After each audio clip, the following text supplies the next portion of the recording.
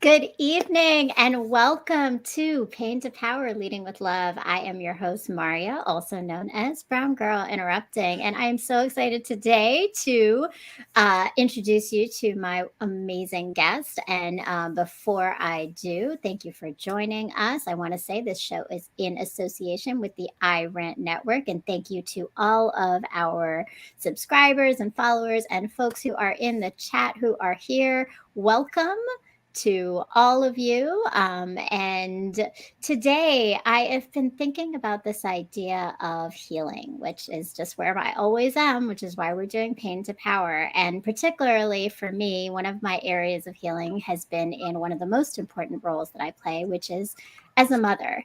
I have 4 children, but it's my daughter today that's really on my mind. And for me, it's the inspiration that I have from her. She's a very precocious little person, but in particular, she's a constant learner. So every day she comes home with a new book about something she wants to learn, whether it's origami or learning how to tie her shoes or learning Spanish, which is the new thing. And what I'm learning from her as my inspiration is this idea that part of healing is also a learning journey. And so just like her, I am constantly looking for sources of learning. And I'm inspired by her and the way that she's been doing it. And hopefully, as you continue with us, you'll also be able to find those sources of learning through the guests, through my stories, and through our experience of learning how to take pain and turn it into power. So whether or not you are learning something new, learning about yourself, or learning about others and how to heal, today we are together in this process to continue to grow and learn together.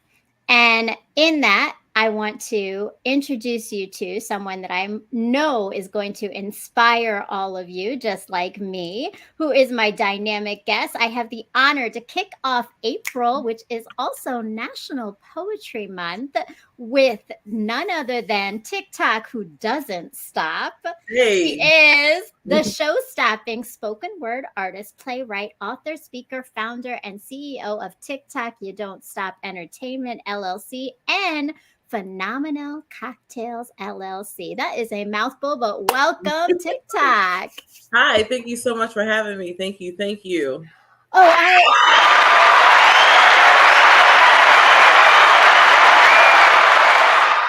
Look, I love it. I love it. You Right? own the stage. I was waiting for the fan to come out because that's the thing, right? That's what I forgot that. Right. There's always time. Yeah. So, welcome. It is so great to have you here, and I'm really excited to get into this conversation. You are a writer, an author, a poet extraordinaire, so many different things that you have going on.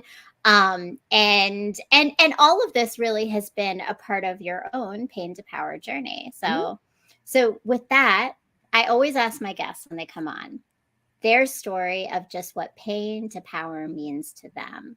When you think about that, how has that been part of your journey? Oh, well, first, thank you so much for having me. I am very delighted to be here to kick off April with you. And then to answer your question, I've been definitely thinking about that for over like the past like couple weeks of what does it mean for my pain to become power? And I think in this space of now, because I'm in therapy, therapy is important. It's very, very important. A part of the healing journey is that I used to think, okay, you know what? I kind of early Taylor Swift myself, where whatever guy or something did me wrong, I would just put it on paper, perform it, and I thought I was over it. But what I was doing was I was like, okay, yes, I'm taking all these things for inspiration. It has I have wrote some really great pieces off of it, but I actually wasn't healing from it like what I actually thought the healing looked like. So when I finally got myself into therapy, got myself I work very closely like with Jeff Young, Backpack Jeff, like where he's helped me become part of the Women's Circle and like grow my businesses. And what that meant for me was I can no longer let my trauma hold me captive and stay captive to that identity that's associated with it.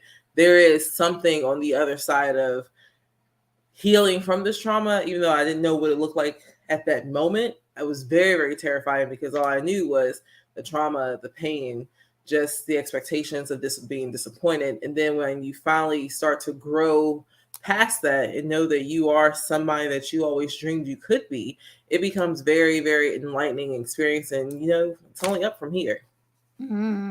That's a beautiful thing. And it is, right? But like, I think you layered it so much in thinking about like that connection between the writing not being enough, right? And a lot of times I think it's so interesting how we think we are healing when we actually aren't getting to the root of things. Right on. And so therapy, and it sounds like community, and has helped to create that power for you.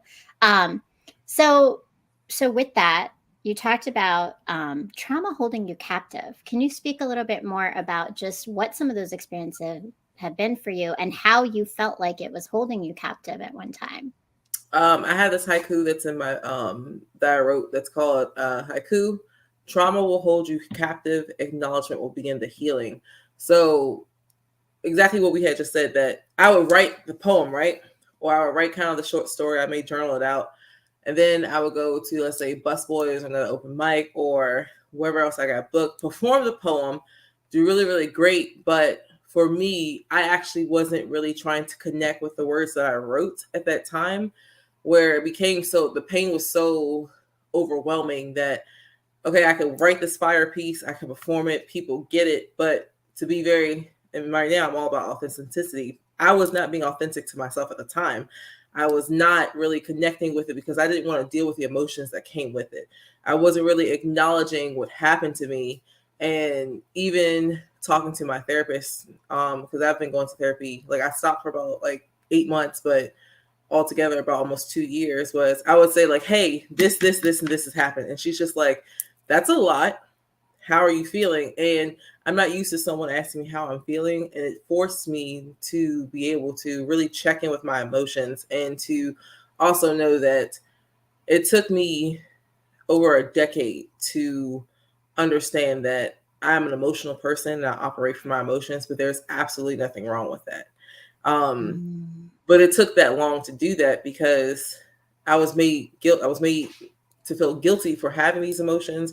I was made guilty for feeling the way I was feeling, whether it came from a few exes that I dealt with, whether it came from my platonic relationships with my friends or my family. I was always the most sensitive one, the most like just or overly sensitive, or I cared too much or things like that. And I felt guilty a lot about that. So when I would write it down, it was an escape, but like you said, it wasn't enough. So Mm. by holding me captive was the day that I decided to go get help and get therapy was I was at an open mic that was, I'm just gonna say, here in the DMV area. And there was an ex situationship that was there. We had just like been spending time together, but that day, like he was basically in someone else's face. So that Mm. was hitting a nerve, but I was Mm. also exhausted Mm. from work. I was like, I can't keep making these same mistakes expecting different outcome. Like, I literally am the definition of insanity. Mm, There was two people that were in the audience that would not be quiet the entire time. And if you guys have been to poetry nights, you're kind of supposed to be quiet. You can snap or anything like that, but not have your own side conversation when people were performing. By the time I got up on stage, they wouldn't stop. And I saw X situationship still interfering with the person while I was on stage. It hit a nerve, and I cussed out the audience, like full blown F bomb. And I was like, out of the entire 12 years I've been performing poetry, I've never done that on stage, no matter how many people have like talked through shows, literally made so many noises, cell phones go off, babies cry, whatever the case may be. right. Day where I was just like, okay, I have to get help because now this is this is affecting my money. Mm, mm. Not Ah, only- right. yeah, I mean, yes, that was not only is it affecting my money. That I will say, yes, that was the first thing that came because I'm like, you have to do these shows and these open mics and kind of like stay seen to like get booked again. But also, I'm like, this is affecting my money. But really, I felt so bad. I felt so horrible. Like I was just like, I've never done something like that. And for something to tick me off like that much, all I can keep doing is I'm putting these emotions on the shelf, but they're overflowing and I got to deal with this some type of way. And I'm like, okay, now Mm, or I need help, therapy. Everyone kept suggesting therapy to me because of everything that I've been through within my life. But I'm a person who doesn't go on everybody else's time. I go on my own time. So mm. that was the day I decided, okay, girl, we gotta do something about this. But like, I think, I mean, you said a lot, but you said Mhm. like there's so many layers to it, right? Like, I think one, thank you. Thank you for your Mhm. vulnerability and Thank your you. honesty, because I think the truth is the thing with authenticity is it's not always pretty. That's Yeah. what authenticity is, right? And that can be that emotional outburst, right? That is authenticity in itself. But there's a time and a place, right? Because if it's getting in the way of your money, right? And it's that's not gonna work, right? Yeah. I hear you and I totally understand. But I think like the other thing is that it's like when you said trauma doesn't hold you captive, it's almost like you didn't even realize how much it was holding you captive until you were triggered. I totally understand and resonate with that. I will say because I'm one of those put it on a shelf. I've done the work, right? Mhm. I've created a show all about other people's power and pain, right? Like I've done it. I'm good. But you went deeper, and and so in that deeper, like what have you started to, in addition, unravel for yourself, or like what tools have you figured out in this process? Um, the hardest lesson I've learned, and I continue to learn every day because it frustrates me, is that not everybody is going to be me in a situation. Not everybody's going to react or respond how I would react. I'm a very empathic person where I think about people's feelings, their responses to things, even if it may not completely resonate with me and what I actually want to say. I always try to form it in a way that's still going to get the message across. But in that deeper space, one, it's knowing that when I do get angry, that empathy goes out the window. So Mm, it's how do I stop myself from getting to this level of anger and still being able to communicate what I'm feeling, communicate um, everything that's going on with me without getting to this level and getting so frustrated that it just all just stops for me. I'm over it. I don't care about your feelings. I really don't care about anything else that's going on. I just blow up. So I had to recognize when those things happen. And one thing that I will say that my therapist has helped. She's fabulous, y'all, by the way, has helped me deal with is that I am very self aware. It's just about understanding that everything's not going to be perfect and happen in the exact perfect way or a book way that I would want it to happen. So not everybody's going to be me. Not everything's going to go perfectly, and it's going to be an actual just easy black and white answer. I don't know. Maybe that's cancer in me that it's either 0 or 100 or it's either black or it's white. But the world is very, very gray. So it's me trying to understand how do I navigate those gray areas and what do I do if I am triggered? Because the important thing, like you said, when you're triggered, triggers happen very, very unexpectedly. You don't know when your trigger is going to mhm. happen. So me, sometimes I'm like sitting here bracing for it, or like I don't know how this made me feel, how's this gonna do, how this is gonna do. But I learned you can't live your life in that type of fear and anxiety. You have to just live your life and be here, be present. Um, but just understand like how am I going to, if I can sometimes foresee my triggers, if that helps a little bit, the deeper space. Yeah, that's huge because I think what you talked about is the self-awareness, right? How do I Mhm. even know my triggers? But like we have to know ourselves, not the good, but the bad. Right? The harder parts, the parts that Mhm. are not as pretty, the hard parts that are more complicated, we have to know and understand them so that when they show up, we have control over them, which is what it sounds like you're definitely getting to. And I know, you and I have had some conversations, and I just saw you at a spoken word event where I heard some of your story that you have really gone through some serious stuff in just in like even like the release of this book like before Mhm. this, and it sounds like this time of your therapy has really helped to deal with a lot of those things, Yes.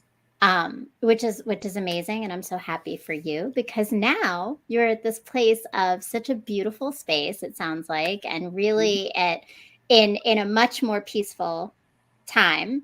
And one of the other things is like, when I met you, the first time I met you, you were actually leading a workshop for others on healing. So somewhere along this process, you've also like not just been writing and sharing your writing, but you're helping others. So like, I'm just curious to know, do you still feel that like maybe what you went through helped you in that process? Like, did that help you? That process of guiding others or working with others in any of this? Yes. Um, I'm a firm believer. For me, it's Jesus and God. We be here a lot. Sometimes we don't see like I like right here, but I be trying to listen a lot. Mhm. I don't regret anything because I think within also too that process, I had to not only find myself but find my purpose and the path that God wants me to go in, and not the path that I thought I was going to go in. A lot, even when I talked about the book, was when I was a teenager, I thought I was going to probably have 3 kids by now at the age of 30 on Real Housewives somewhere doing something, probably on my third or fourth book at this point. But right now I'm on my first book. And it's a prime example of I couldn't rush. Everyone was telling me, you got to do this, you got to do this. But I wasn't ready because I didn't do the work. I didn't do the healing. And I think that may work for some other people, but it didn't work for me because I had to experience what I experienced. I had to overcome the triumphs and to be able to connect with people on a deeper level. And because I was in an abusive relationship, lots of abusive relationships, one of them was physical, a lot of them were mental and emotional, but I had to experience that to know myself and to how do I deal with that, because not saying that what they did was justified by any means, but for me, the world was a lot like those relationships. And how do I stop their voices becoming my own voice? And how do I be able to, how can I stand alone and make sure I'm listening to only the one voice that needs to guide me, which is God's? So I don't regret going through it. Um, Sometimes the pain does sneak in there. I'm not going to sit here and say, oh, yeah, I'm completely healed, because I'm not.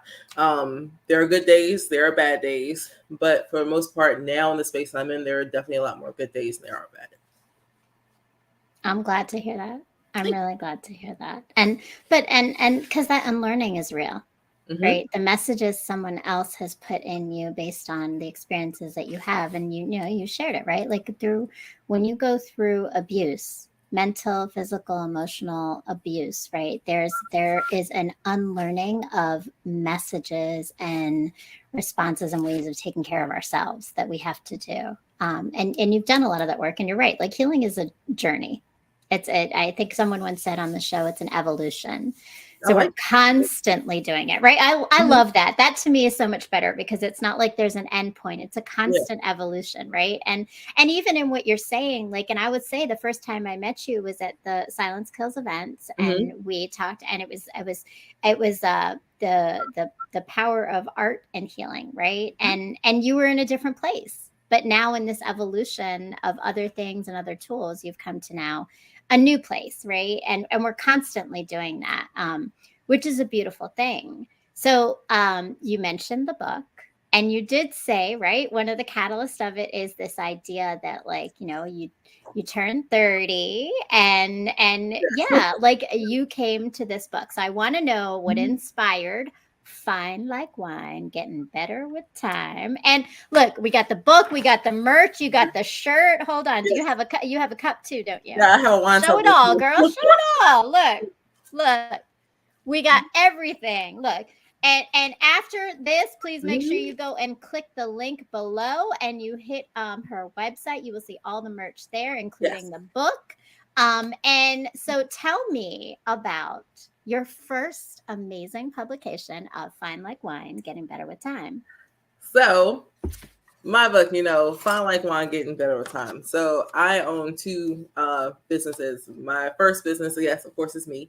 TikTok, Stop Entertainment, where I do like the speaking, the poetry aspect of everything, the workshops that you actually got to attend where we first met like last year. And then the second part of that is, Phenomenon Cocktails, the ultimate cocktail experience. So with Fine Like Wine, everything that I love to do, I like to make sure that it's connected. So I like playing in the kitchen and also too at the bar. It's like one of my favorite places to be.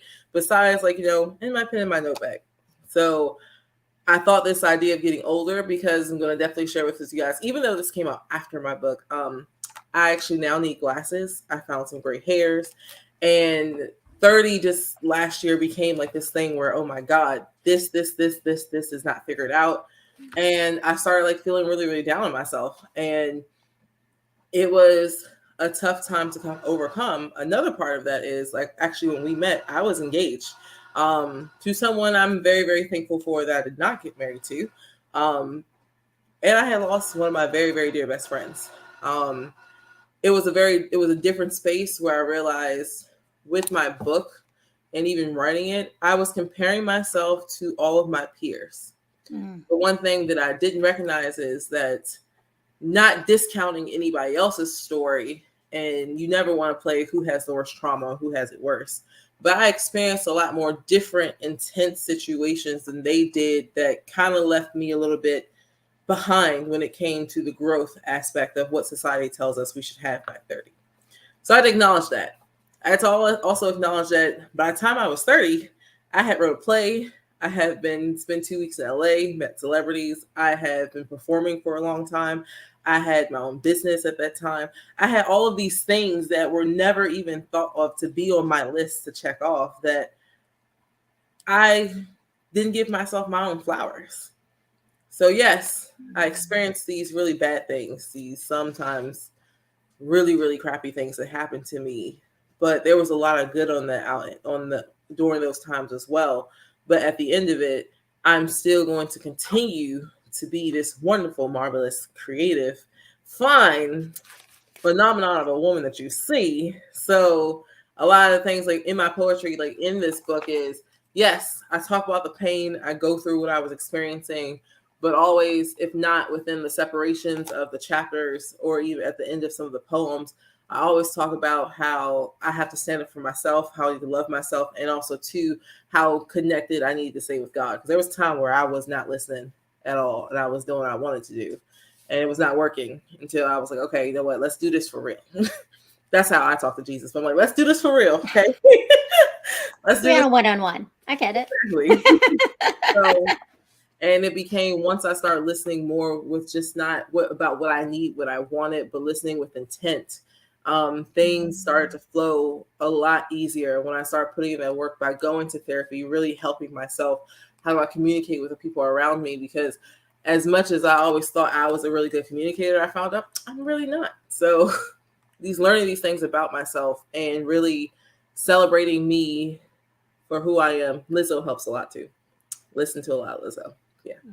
That's how Fine Like Wine came. I love it. Celebrating you and giving yourself those damn flowers, girl, because you are doing, I mean, come on now, playwright. You got two businesses. You got the cocktails, you got the coaching, you've got like all these aspects. And yes, you published your first book. Like, that's amazing. I mean, please. I think, come on now, we got the applause going. It's for sure, right?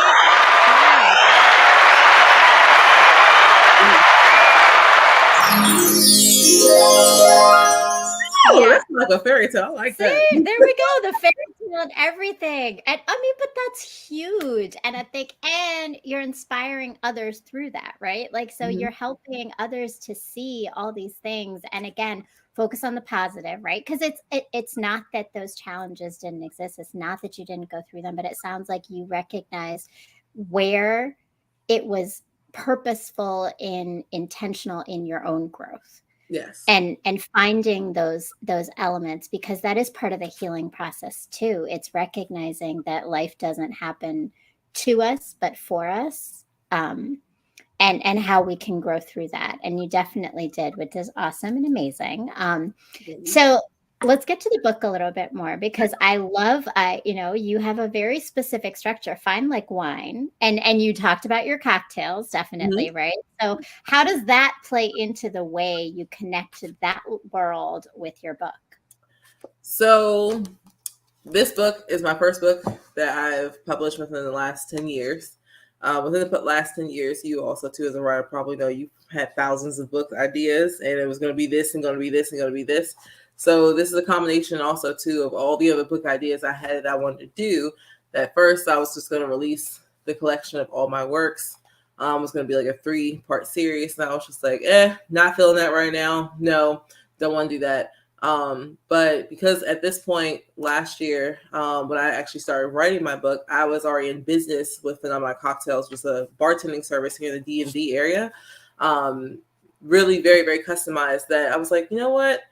I want to make sure that's connected with my book, because all of this is still me. All of it's still Talaya. All of it's still TikTok. It's all very like Lion King. It's very Circle of Life. And those of you who don't know me, I'm a big Disney girl, so that reference makes sense. But fine like wine, I always pictured myself as I got older. I'm just going to get finer, because I'm already fine, just get finer. Mm-hmm. So when I celebrated my 20 fine, which is my 29th, I was just like, okay, I really want to do this book thing next year. So that's why I got, Fine Like Wine, Getting Better Time. So how the book is actually structured is in the 5 different stages of making wine, which is harvest, where you have to actually harvest all the grapes, the crushing and pressing of the grapes, then the fermentation, where you let like the the clarification, then fermentation of wine, and then after that it's aging and bottling. So they say like the longer you let the wine sit, the better it becomes, because of age. So yes, Fine Like Wine, Get Better Twine. That's why it's structured that way. Because I wanted to have something also too connected to it that makes sense, because I'm a nerd like that. So yes. You're a visionary like Oh, that, which thank I you. love. And look, you threw it all in. You got a little Disney, you got a little nerd, Mhm. you got a little bit of the cocktails and the wine. I love it. And I think it's very much you, right? The authenticity of very much you, and being able to like connect all those pieces. And you're so right. The iterations of ideas is ridiculous. Like, I go through that just writing a blog post, the number of ideas before Mhm. I'm like, okay, I'm actually going to write this piece, right? Like, Yes. so I totally get it. And you have like a lot of richness in all of your different pieces. So like there's definitely like layers. Like I know there's some haiku and there's some longer pieces. Mhm. Your haikus, they always get me. I love that. Tell me about like what makes you love to write, because you write a lot of haikus and you definitely do a lot of spoken words with haikus. What's your draw for them? So I always give credit to where credit is due. The person who got me into writing haikus was Kim B. Miller, like actually, the great poet laureate of, I forgot, but in Virginia, she's in kind of, I'm drawing a Mm. blank at the moment. But I took one of her haiku classes, because I was just like, I don't think I could write haikus. I don't think I could do that. And she basically kind of broke it down in a way that I could understand. It was just like, no, you have them in you. She's also a person like, you need to get the daggone book out, just do it. So I have to give my credit and my props to Miss Kim B, because she was inspiration for me actually writing haikus. Definitely a lot of my other peers and colleagues, like Crochet Kingpin does a lot of them, DJ Art is, Mm.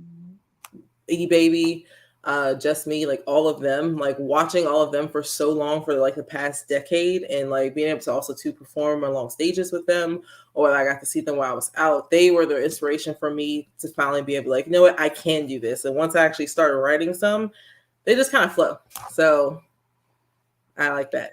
I love them, right? I love them, and you get the whole audience involved in TikTok says, right? Yes. Like, so Oh, I yes. love it. My TikTok says is are for like the haikus that should have been haikus, but they were too long to be haikus. So I just wanted like, you know what TikTok says, and then the audience says TikTok says what, and then I'd be like, all right, this is what I say, you know.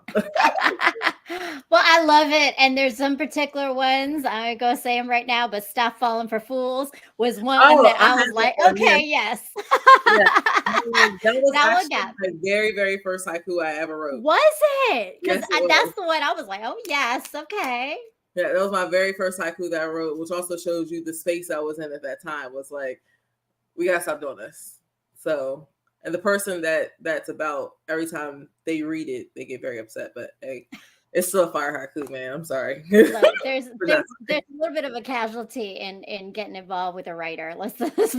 let's just be very, honest there. Just be ready. You get lots of great things, and there's so much dynamics, but yep, you're forever in something. It's Yes. up to you as to whether it's good or bad. So that's the truth. Mm-hmm. But I love it. But there's actually another piece that I wanted to talk about because it was an amazing moment. So I got to see you after Okay. the last time and you mentioned him. I think, right, we talked about Nerd the Poet. He had an event for authors and poets, Yes, and you were the featured author, and you did a dedication poem to your mom, I and did. it's in your book called Scene. Mm-hmm. And it was just this beautiful, beautiful moment. So I have it on my Instagram. Go and check it out, y'all. If there, it's definitely there on my story, on my Instagram, on my posts. But tell me a little bit about like your mom and the inspiration of your mom in your life, because I think the women in our lives are so important. I started this off talking about my Mm-hmm. daughter because I think that dynamic of daughter and mothers is so huge. But it was clear that there's a lot that you have between you and your mom and your dynamic. Mm-hmm. Um, being very, very transparent, authentic. My mom and I butt heads a lot. I'm a Cancer, she's a Leo, so there's a lot of water and fire where we're communicating, but we say the same thing in two different ways. And some reason it still doesn't, like, we both, I think, don't catch it on each end. But I come from a family full of women who have been very independent, very, I don't like using the word strong, but they have been very resilient in dealing with things that what life gives to them, and they just continue to move forward. I'm very grateful for my grandmother, my aunts, and my mom who have given me the life that I have, and who always still, even if we're not seeing eye at the moment, they always have my back no matter what. Um, Even if they do, we all get on each other's nerves. Like it's a lot of estrogen sometimes to my face. But with my mom, like when I was writing Scene, I actually thought about this, like when I was talking to my boyfriend the other day. Like a lot of the poems, sometimes when I'm writing them, I don't really realize like who I have wrote them for, who I wrote them about, until actually I go back and look at it. And I'm like, oh, I actually was thinking about you when I was writing this. I actually was thinking about you when I was writing this. And I don't make the connection until like afterwards. So when I think about Scene, I think about how hard my mom has worked her entire life. And that's all I saw was you work hard, you work hard, you work hard, you work hard. But one of the things that my family and I don't do is the thing we talked about earlier, is like giving our flowers to each other Mm. or to ourselves. So my programming was always, even like talking to my therapist in my sessions about it, was, yeah, I did, like I may go through all these things, right? Or I'll say, yeah, I did this, but I still have to do this. I still gotta do this. I just gotta do this. And she's just like, pause for a second. When do you actually like congratulate your own self, or just take a minute to enjoy the fruits of your own labor? But for me, it's like, okay, I did something great, great. Let's move on. Let's go move into something else. But that's something my mom has always done, and recognizing that I have a lot of great traits from her. I have a lot of bad, like some not so great either. Not saying that they're bad, but some of them are not so great either.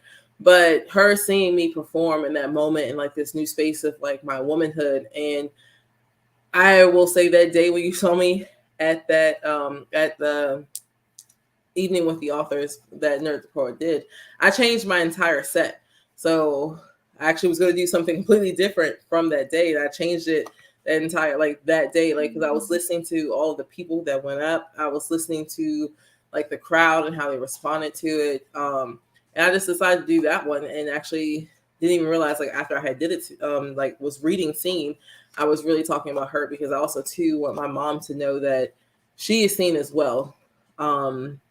That I see how hard she works. I see the love that she still provides. I see that this great, amazing, influential person that she is, but I also want her to understand, which is something that's where I think we butt heads a lot, is that your worth is not determined by how much you give out, because you give a lot. So you don't always have to constantly keep pouring out everything just to feel accepted and wanted by the people around you.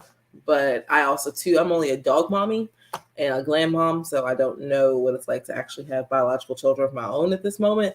So I'm thinking that's maybe also, too, where I may not completely grasp the concept of what she's feeling or how she may see that, because I am not a human mother. I'm just a dog mother. So I don't know if your screen went off at Oh, all, no. but I like totally lost connection and missed like half of Oh, what you just said. So I oh, apologize. it's okay. I think we stopped. I was trying to remember where we stopped. We stopped Mhm. when okay, Jocelyn, we're good. We're good. So Go we're ahead, gonna good. keep going. We're gonna keep Okay, going. cool. But no, but I think, and I appreciate you saying that, because that's a really authentic moment to have to shift your set, right, and realizing that your mom was there and what that means, and the complexities like you just raised, right? Like it's Mhm. not an easy thing to have the dynamic between mothers and daughters, especially when we're not so much the same. Yeah. Like, yeah, I know, I get that, I've got one too.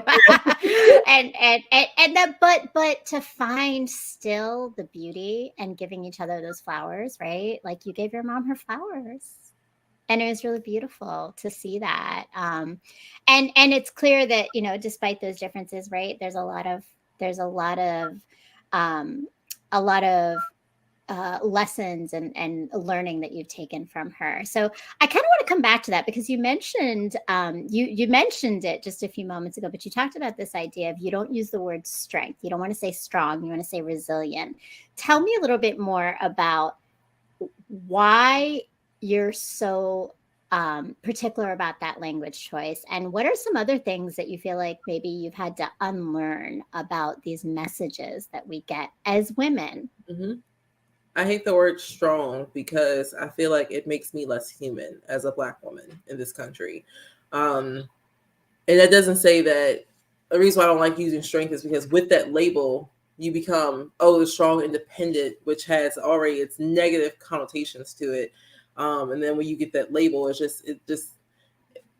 get, sorry, it just makes my skin crawl. So when I Mhm. think of like my grandmother, my aunts, my mom, which are like the most four influential women in my life, I think about how resilient, how they persevered, how they had courage, the bravery, the honesty, even when it wasn't like so honest, but also too like one thing I learned from all of them, because I have to recognize they're from a different generation than I am, Mhm. where they're baby boomers, and my grandmother was born in 1936, so she's lived through like coming off the end of the Depression into the Jim Crow era. Um, and not saying that we don't experience discrimination now, but they experienced something completely different, where it was you get up, you go to work, you do what you got to do, you go to school, and all this other stuff that goes on, you ain't got time to deal with that because you got to keep going. Like my grandmother had 6 children to take care of, and lost her husband in the midst of that while still trying to put all 6 through school and everything. So I come from a different generation who weren't necessarily used to expressing their emotions. They weren't in a space to do that when you were only making sure you could survive and give the children that you had something better and everything better than what you had, but also too what the world had to offer them at that time. So I always try to make sure I recognize that, where me being a 90s baby, we're kind of more in that millennial space of, yes, we experienced a whole lot of different like world and country tragedies and things, but we were also in a space where it was a little bit more acceptable for us to welcome our emotions and learn how to become emotionally intelligent. So Mm. I know that when I have conversations with all four of them, sometimes we may miss that because I'm like, you're still not healed from this. And I can see it on the outside, like, you're not healed from this, you're not healed from this. And I just want you to open your mouth and use your words, but they don't know how. And there's nothing wrong with that. It's just that they didn't know how. And what my mom and I try to do is, sometimes as painful as it may be, is we try to unlearn those behaviors. But first, it comes with, the trauma, like not holding you captive, but you have to acknowledge it. So if you at least acknowledge that it's there, it becomes okay. Now I have like a name, or I have a face to the problem. Now for me, it's all about solutions. And I think that's also too where my mom and I operate a little differently. Like, now it's like, crap, this is happening, this is happening, this is happening. But since I'm older, I'm seeing the other side of what I didn't see when I was younger. I remember us going through our own problems, but I never knew what the solution was. I never knew how we got out of it. All I saw was my mom got us out of it. She did a thing again. She continues to do the thing again, as Black women do. But I never call her strong for that, even though she had strength. But calling her strong, I feel like even still, like if I was to say that to her, it makes her feel less human, where she can't be as vulnerable. And I'm in a Mm. space where I try, like, her and my aunts, there's still hope for my grandma, but my grandma is one tough cookie now. But there is a space where I'm not, as I'm learning it, I'm trying to teach them as well that there is such a beauty and vulnerability, that I want you to be more vulnerable with me, even though I know I'm still your daughter, but you are still a woman. You're still your own person, and I'm my own person. And this is a safe space for you to express that, because you may not have another space to express that, but you can express it Mm. here with me, especially now that I'm an adult and I can understand it a little bit more, because I want you to be human, because you're a human first. I don't think Yeah. they are. They think they are, but they are. So that's why I don't like using the word strength. No, I appreciate that. Thank you. And I think that makes, I mean, and I've heard it so many times, right? That there is definitely this cost of that language, because it takes away the humanity and the softness and the same need of being taken care of, right? Like, because then the idea is that, well, then you don't need anything because you carry everything already. And so, I mean, but I definitely think like what you're saying in terms of those generational lessons and perspectives are hard to shift for people, for individuals who have just not thought about it that way, and it hasn't been given the grace and the permission to think about it that way. So, you're obviously, I imagine, inspiring the women in your life, right? Like your aunts and your grandmas and your mom, and and that's a beautiful thing. And actually, it's a great transition, because I have a commercial break we're going to go to, and then we're going to hear one of your poems in a few moments. And as you're going to this commercial break, I am a writer also, and I have a blog, and this is a little bit about my blog, which has been inspired through my journey of healing and my relationship with many different people. So we're going to check out this commercial and be back in a moment. Hi, my name is Maria, but you are soon going to know me as Brown Girl Interrupting. And what I mean by that is that very soon, hopefully, you're going to be following my blog. I am a writer, and I started writing because I was married, I had children, and then my life changed when I separated. And I did a lot of learning and reflecting and growing in that process of change, because change always leads us to that. And I've decided to share that with the rest of the world, because sometimes hearing that someone else is going through the same thing as you, or understanding and putting words to the feelings and experiences we're having, helps us to heal from them, or grow from them, or learn from them. And so that's what my blog is. It's writing about life, healing, relationships, parenting, dating, marriage, pain, love, mistakes, growth, and coming out whole still in all of it as a human, flawed, but always open to new things.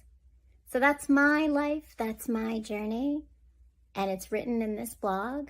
But my hope is that you are going to go to www.browngirlinterrupting.com and join and subscribe to the blog and read all about my story to help you maybe gain some perspective on yours. Yes. Love that. Thank you. Thank you so much. And thank you to all of you. Hopefully, everybody goes, please go right now to www.browngirlinterrupting.com and subscribe with your email. TikTok, if you haven't done yet, please make sure you do it too.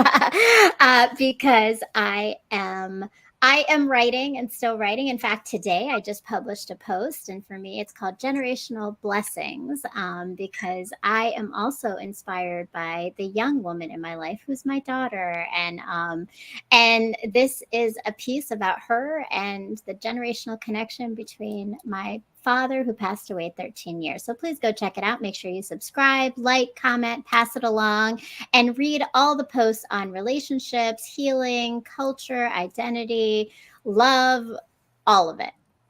So here for it. Yes. Thank you, thank you, thank you. And I appreciate it. So with that, I am here for you. And I am so excited because I know we are going to get an original TikTok piece from your book. Yes. Yes. At the side, I always know I'm going to let a little snippet here and there of the book. So I got a few haikus for you, Okay. All right. So first one, haiku is from the section Harvest. Haiku. Only look in the rear view to see what you must leave behind. Forward. All right. Then we got our next section, of course, TikTok says. So this is from the section Fermentation. So TikTok says, I learned in therapy that I avoid my emotions when the artist ones come out to play.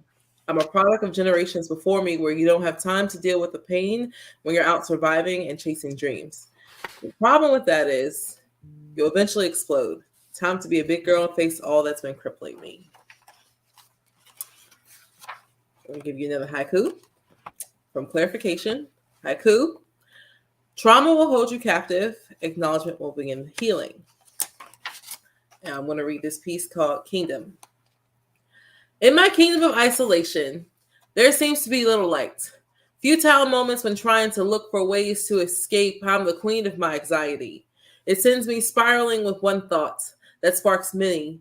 Like spaghetti, all the noodles are individual and loose, yet somehow still intertwined, hinting at all points of worry of what may never even come. But you see, in my kingdom of isolation, there's little room for company. So I'm holding myself hostage, and I call it protection. My emotions can be unnecessary baggage while trying to decipher and label them. So intense. My brain is like a 90s old school desktop computer waiting on the dial-up to connection to the internet. If something distracts me, it unplugs, crashes, then replugs, waiting to reset, yet it still seems to fail at connecting. In my kingdom of isolation, I'm searching deep within myself for the answers I'm desperately trying to find, beginning with the healing, the part of me I've neglected and kept broken. At the front door, I am no longer the rug underneath your feet. No one can take advantage of me. I am not the girl that I once was before. In my kingdom of isolation, there are only adamantium walls with no splits or tiny crevices. No doors or windows, only one way in and one way out. A cell built to hold the power inside of me that I can't set free. I know the destruction I'm destined for. Powers of manipulation strong like WandaVision. This begs the question, am I protecting myself from others because of the harm that they've caused me? Or am I protecting them from the mass destruction that I know I could bring? I love that. Thank you. Oh, no. We comment, No, I have questions because I think it makes me wonder so much about like your own healing journey, and just reminds me of my own. Like, I think like that idea of kingdom of isolation, right? Sometimes we run away from people when we're healing, and sometimes we need those people. What has your journey been in that process of like when you've been like, I need to just do this alone, and when you feel like I need community? Um, One thing I had mentioned earlier was when I get upset, my empathy goes out the window. I'm a ticking time bomb, so I have learned that it's also cost me a few of my friendships. But what I've learned in reflecting on that is I know the difference of if something happens, it should not be discussed right then and there. And I need to be the one to communicate, give me some space, give me a minute. I'm not ready to talk to you about this at that moment because I also know I'm not in the right mindset. Mm. Let me go process something on my own because another thing, the first thing I learned in therapy was my feelings are always valid, but they may not be fact. So Mm. there are times where I could react to something and it could be me that's really tripping. But let me figure it out before I communicate with you because in that moment when I'm upset, I have a really, really smart mouth. And I go for the jugular. So to make sure that I not only protect, because I now have stuff to lose, protect myself, but protect others. That let me process this for a second, and then let's come back and talk about it. But I actually have to communicate that instead of just going ghost, which is what I would do for like weeks or a month, and then I'll say, "Oh, this is what's wrong," and they're like, "Well, why didn't you tell me?" I couldn't really say like, "You're right, I should have told you," but I didn't know how to communicate that. Now I do. So that's been my go-to. But I'll also say that I have a really, really good man in my life now. He's actually been my best friend for 12 years, and being able to talk to him through things, and the fact that he knows me so well and knows when, all right, we would need to maybe just like go watch a movie, turn on some Marvel, go get something to eat. Let me take a minute to like just decompress, and then we can revisit it. And he doesn't let me like forget and talk about it, but he will help distract me or like put something else like in the midst to get me to calm down before we revisit actually talking about it. So Mm. I'm happy I have that. It's a beautiful thing to have a friend and a partner like that.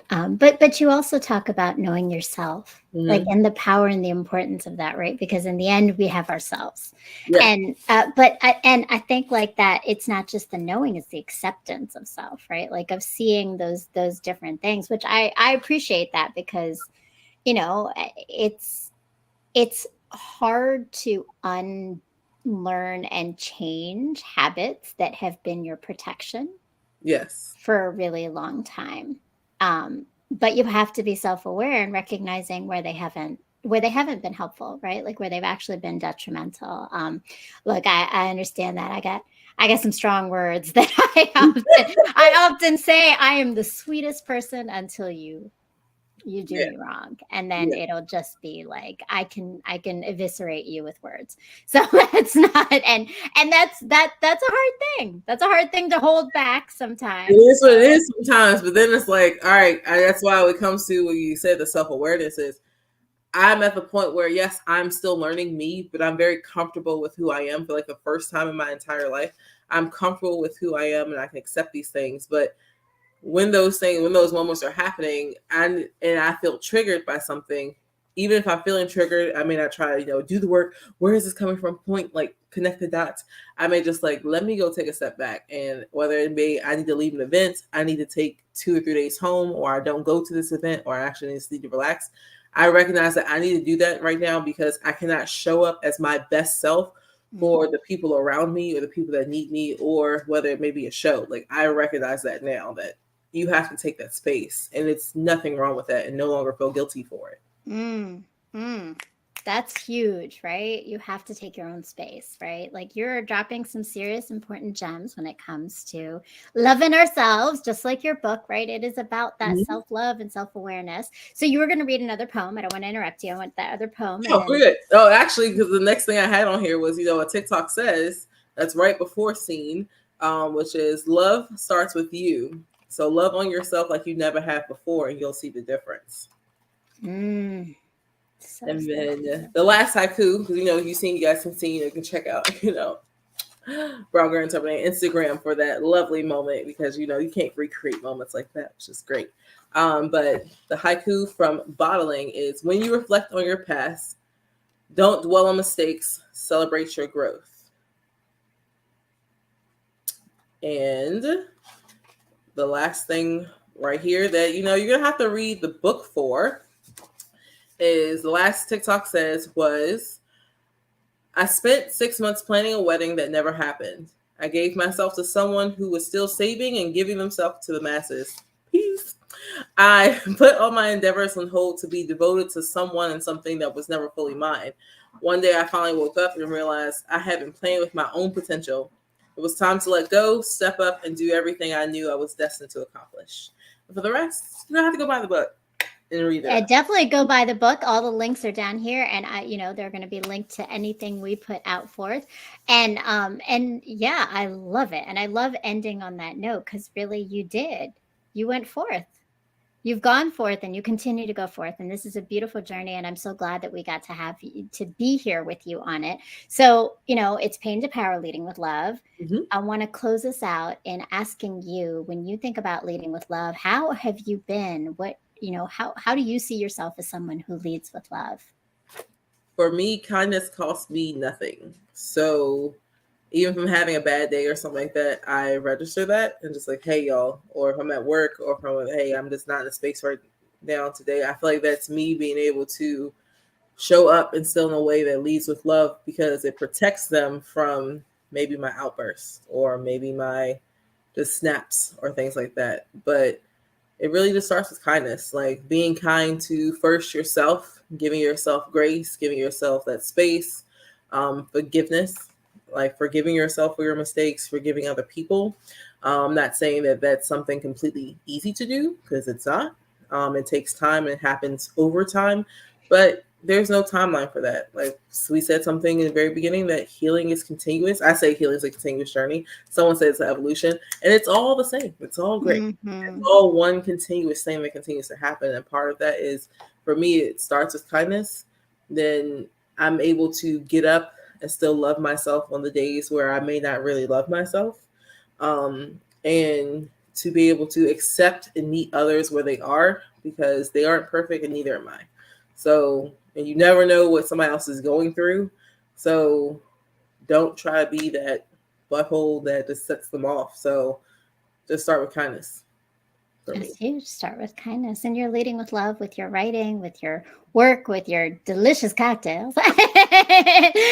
But you really are, right? Mm-hmm. And it's been such an honor and pleasure to have you here on the show. And we know we go to your website, which is linked below, but where else can we go? And what else do we look forward to find out about TikTok? Do you have any events coming up that anybody can So attend in the DMV? you can find me at Can We Talk? I'll be on the third Wednesday at the Carlisle Room in DC. I'm working on locking in some more speaking engagements for the month of April and May. The next thing that's coming up is my second book called The Bright Smile, which is actually the novel form of the play that I wrote at my alma mater, Bridgewater College, in 2014. So that is to be released this fall in honor of Domestic Violence Month, which is October. So those are things that are kind of up and that's going right now. And then I'm taking my 31st birthday this year. It's 31, because we're winning. So those are things that are coming up. I love it. And happy early 31st. That is Thank you. exciting, right? It's all coming. And I can't wait for the second book. It sounds amazing. Once again, like now it's a whole nother, like you just are switching it up. Like you're keeping it fresh and keeping it moving. And I love it, and inspiring me and inspiring others, Oh, thank leading you. with love in these beautiful ways. So thank you so much, TikTok, for your time, for your stories, Thank you so much. for your beautiful poetry, and hopefully for all of you who are watching, thank you for being in the chat. Thank you for sharing your ideas, for being here, for supporting. To all of my Ranters Union and fam, thank you so much for being in the chat and the conversations. And I want to just remind you to continue to find those inspirations of people and things, whether it's your child, your parent, your friends in your life. healing with trauma, we really need to continue to name that trauma, face ourselves, face these challenges, accept ourselves, and give ourselves that grace because there is no timeline. There Amen. is no timeline, but we can continue to do it in our community. So please continue to join us for Pain to Power and follow me, follow TikTok. Make sure that you're here next Sunday at 9 p.m. for my next guest, which you know, TikTok, because she was on the same at the same event that we were at last. Stephanie Brody, the author of Conversations in My Head, is coming to talk about poetry because it is National Poetry Month. It is. And physical fitness and her journey of taking physical fitness to an emotional and mental and spiritual healing. So please join me next week. Please make sure you continue to subscribe, hit the bell, follow TikTok, be on the lookout for book number 2, and make sure you're following me and go check out my newest blog post, Generational Blessing. Thank you again. Have a beautiful night. Thanks, TikTok, and have a beautiful night. And thank you to our producer, Jalad. Yes. Amazing. And we will be back here next Sunday at 9 o'clock for Pain to Power. Peace, love, and light. Bye, guys. I wrote this next piece, and I'm going to close out with this piece. It is one of my favorites, honestly now, because it reminds me of who I am when I be having a moment like, oh my God, I can't do it, I don't want to do it. But I remember who you are. Right. So, but this piece is very high energy. I definitely want y'all to snap. Don't throw no shoes. If you hit me, a bitch will probably stop. Okay? But you can pretend. Okay? Y'all still having fun? Yeah. Are you still having fun? Yeah. Great. Awesome. Awesome. All right. I'm a black woman. Strong, confident, and sexy. Come get all these curves and thickness for days. Get them from my mama and her mama and then on. This ancestral magic courses through my veins. These blessings are heaven sent. This greatness runs through my genes. Instead of letting my trauma define me, I'm focused on my healing because I am the generational curse breaker. Will no longer shrink myself down or be humble to make you feel more comfortable. You can't fit a square into a circle, so stop trying to force me into your labels and boxes because, honey, I was born to stand out. You see, I'm a black woman. Okay. Discovered stolen treasure. Valuable until I ain't valuable and then I ever get or a redundant cycle because, baby, the price has been up. Okay, so you trap us with your nets. Force us into chains to endure the journey west. Rape us and sold our children. Force us to breed to in order to build this land of free. Parade your lives as Christians by performing acts of blasphemy. Lynch us for your entertainment. Believe your lives sex but equal the continuation of your bigotry. Stealing more and more of what y'all don't got. Yeah, I said got. Okay? Our blood, body, color, culture, work, children, lives that still matter. Beauty, actually, since you want to talk about beauty, you don't even admire our beauty on us. Call us everything but a child of God. Yet slap some greasy blonde hair and call it Trinity with your bird.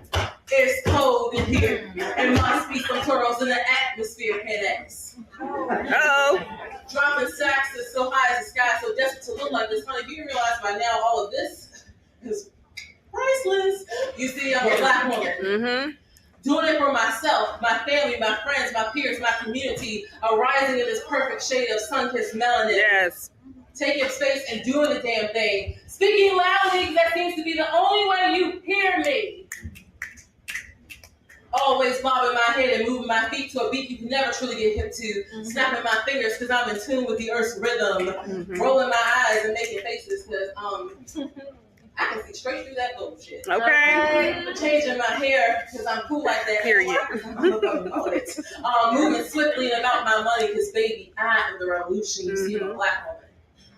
Waking up every day in a country that tells me that I don't belong here, that I'm not meant to be here, that my life doesn't matter until it matters in the ways that don't count. I am me, I am her, I am she, and God would be nothing without we. Come on. Without us. Without me. No more masquerading. Oh, come on back, honey, and come catch this fire because you're going to get all this realness today because I, as a black woman, I'm tired.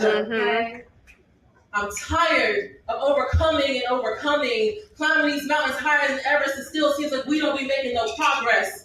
Refusing to pay me what I work, and I'm sick of being cast as your magical leader and not getting the credit I deserve when it's me who saved the motherfucking day. You see, I'm a black woman. Forget your preconceived notions about who you think I am. Honey, you better come correct when you step to me because you are in the presence of royalty. You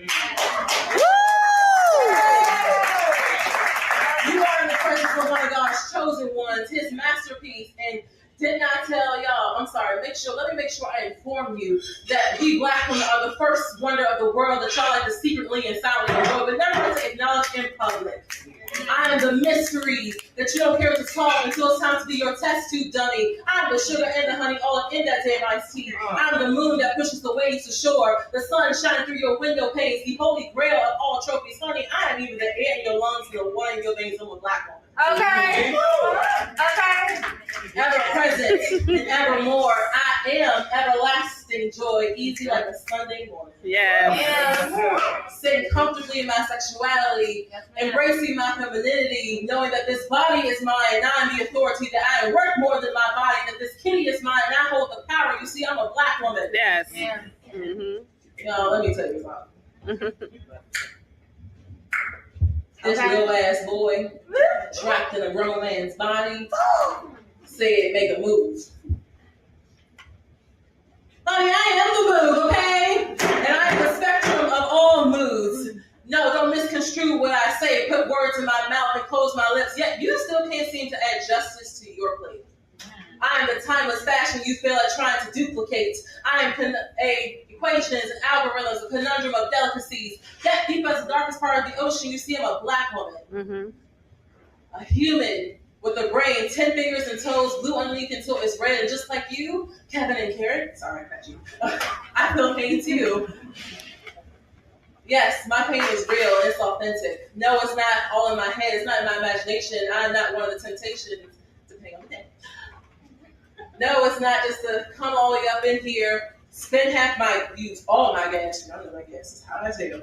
Spend all my gas, pay your copay high off the ass just to come to your doctor office, get a copay, get your doctor's note, just so that you think I'm lazy so I get off work. No, I'm not crazy. My pain is real. It's authentic. It's mental, it's physical, it's emotional. It requires maintenance and tendance too, but y'all still ain't listening because of this gorgeous caramel hue, and that's okay because I'm gonna forever be a black woman. Beauty and brains, style and grace, fierce and fabulous.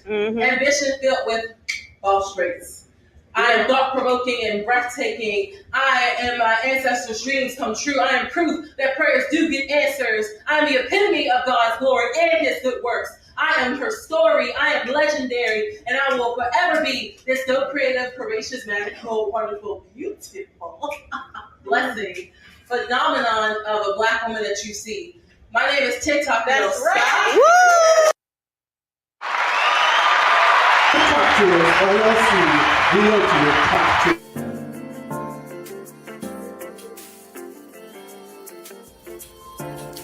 My world has slowly crumbled around me countless times, and every time I rebuild with the pieces I've been given to birth something so transformational and beautiful that no one else knew might exist before it was shown to them.